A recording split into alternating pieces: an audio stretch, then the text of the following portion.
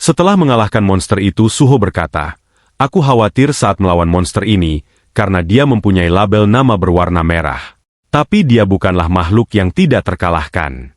Di sampingnya Beru berkata, "Pangeran, kau memanglah mengagumkan.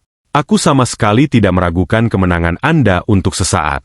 Sambil melihat tangannya yang kini dilapisi oleh kekuatan senjata bayangan, Suho berkata, "Aku akan terus belajar cara baru untuk bertarung di dalam pertarungan ini. Jadi ini bukanlah hal yang buruk." Lalu muncul sebuah pesan yang tertulis bahwa Suho telah mendapatkan sebuah hadiah karena telah menyelesaikan misi.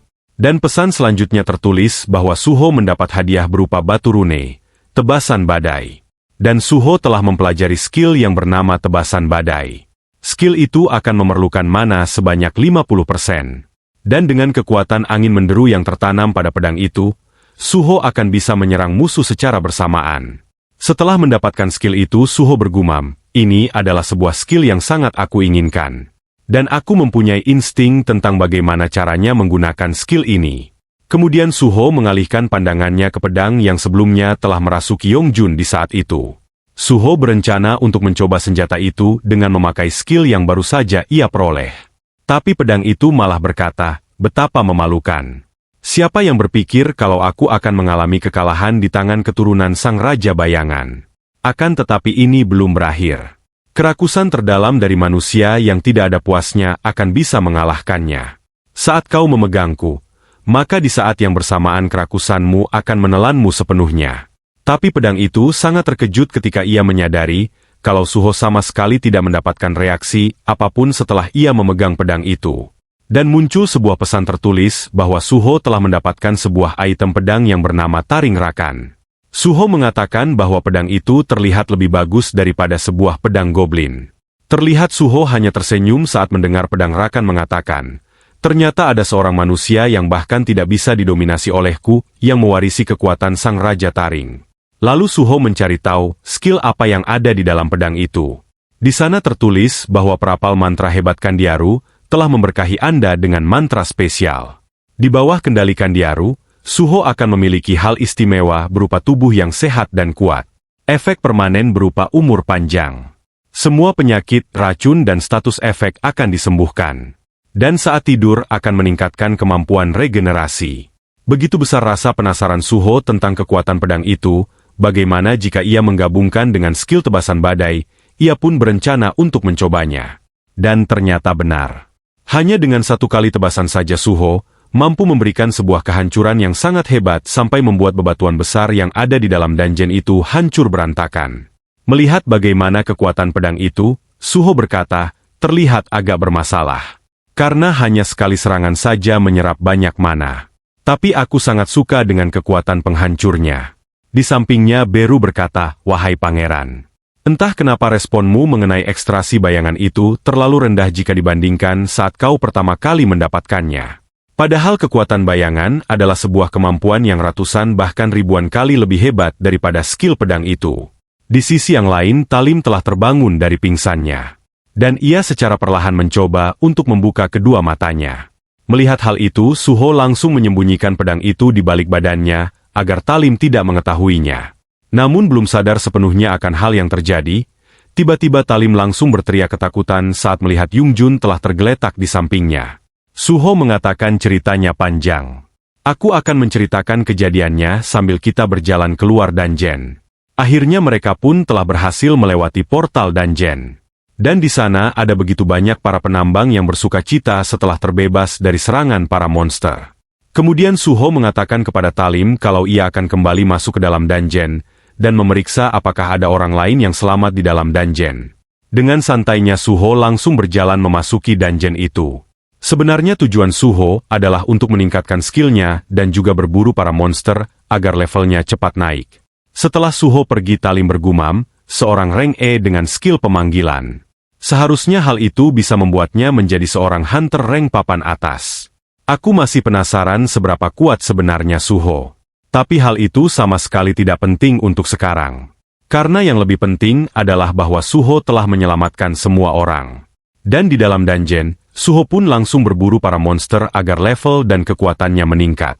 Di saat itu, Suho dengan sangat mudah mengalahkan para monster dengan pukulan tinjunya.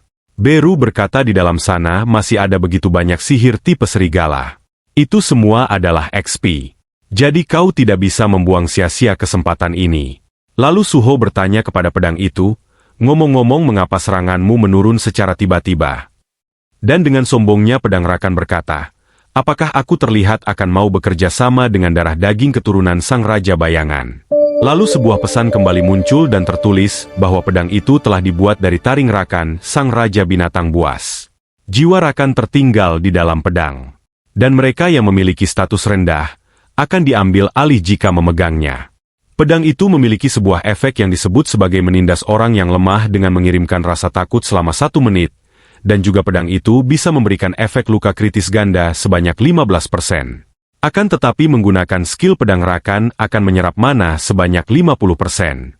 Beru berkata, sebuah kemampuan untuk melawan mereka yang lebih lemah itu betapa memalukan. Rakan menjawab, memalukan katamu? Dasar sialan. Hunter mana di luar sana yang ingin menyerang target yang jauh lebih kuat dari dirinya sendiri? Namun pedang itu langsung terdiam saat Beru mengatakan bahwa Suho telah mengalahkannya, seorang lawan yang jelas lebih kuat daripada dirinya. Pada sisi yang lain Suho melihat ke arah tumpukan batu mana yang berada di belakangnya. Lalu Suho mencoba berjalan ke arah tempat yang tersembunyi di balik bebatuan. Tak lama kemudian, Suho telah sampai pada sebuah altar di mana awalnya pedang Rakan ditemukan oleh para tim penyerang. Di saat itu, Suho hanya termenung saat melihat tim penyerang telah tewas dengan cara yang sangat menyedihkan.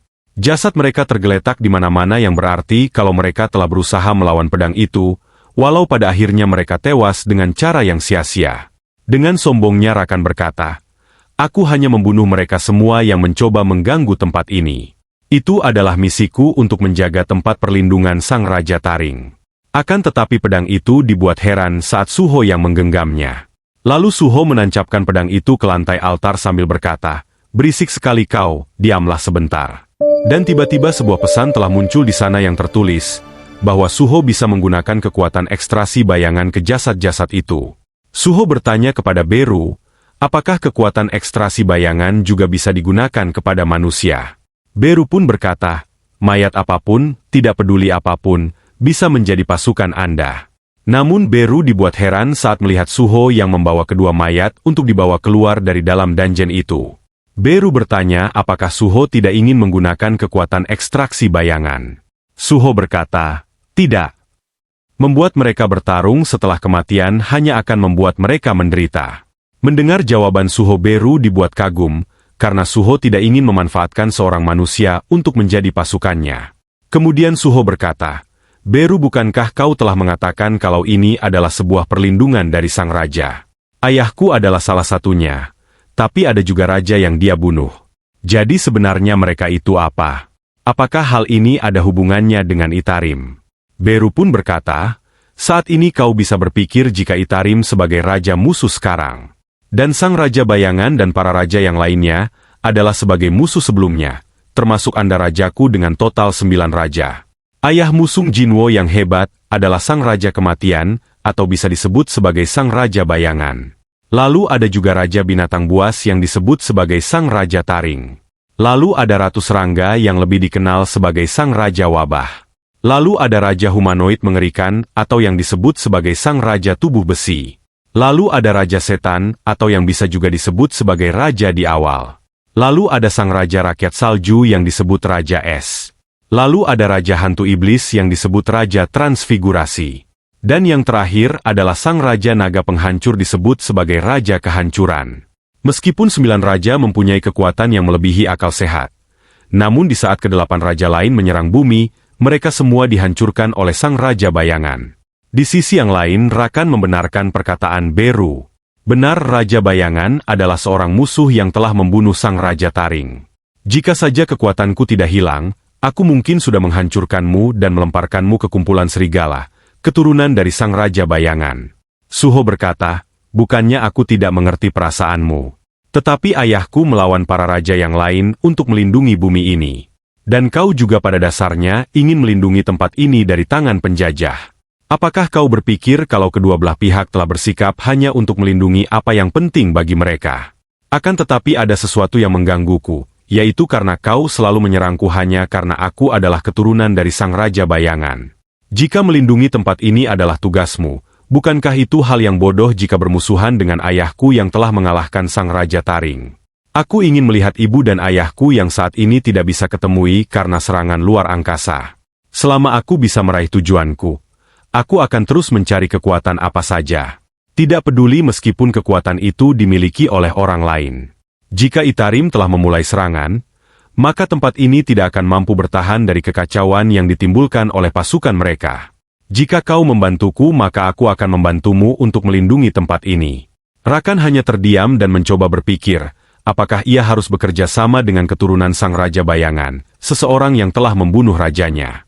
Lalu Suho langsung memegang pedang itu sambil berkata, bagaimana menurutmu jika Bayangan dan Taring bekerja sama untuk satu tujuan, yaitu melindungi bumi ini dari ancaman yang disebabkan oleh Itarim? Cerita pun bergeser. Terlihat suasana di kota itu telah menjadi damai pasca peristiwa yang terjadi pada pembantaian para hunter. Terlihat di dalam salah satu kafe, ada Talim yang sedang melakukan sebuah pertemuan dengan para awak media yang ingin meliput tentang peristiwa itu. Orang itu ingin mendapatkan informasi secara detail tentang musnahnya kelompok penyerang yang terjadi di dungeon kemarin. Talim, orang yang selamat dari kejadian kemarin, akan memberitahukan semua info yang ia dapat ke para wartawan. Ia pun bergumam, meskipun Suho hanyalah seorang rank E, akan tetapi dia akan diperlakukan dengan baik asalkan dia mendapat pengakuan. Dan ini adalah kesempatan emas untuk membalas kebaikan Suho. Malamnya, muncul sebuah artikel yang menggemparkan internet. Artikel itu membicarakan tentang sebuah kejadian di mana hunter rank E telah berjuang untuk menyelamatkan para hunter di dalam dungeon seorang diri. Artikel itu telah memasukkan wawancara dari saksi mata yang menyaksikan kepahlawanan hunter rank E yang melawan semua monster demi menyelamatkan orang-orang. Lalu terlihat seorang laki-laki yang sedang membaca artikel itu. Ia berkata, bukankah sudah waktunya bagi kita untuk mencari porter? Mereka adalah tim manajemen kedua yang bernama Guild Kura-Kura Hitam. Salah satu dari mereka mengatakan bahwa mereka harus merekrut beberapa hunter rank E. Terlihat leader dari divisi itu yang bernama Liung Ho. Ia berkata, aku akan mengirim beberapa kandidat sekarang. Jadi apa yang kalian pikirkan mengenai yang satu ini?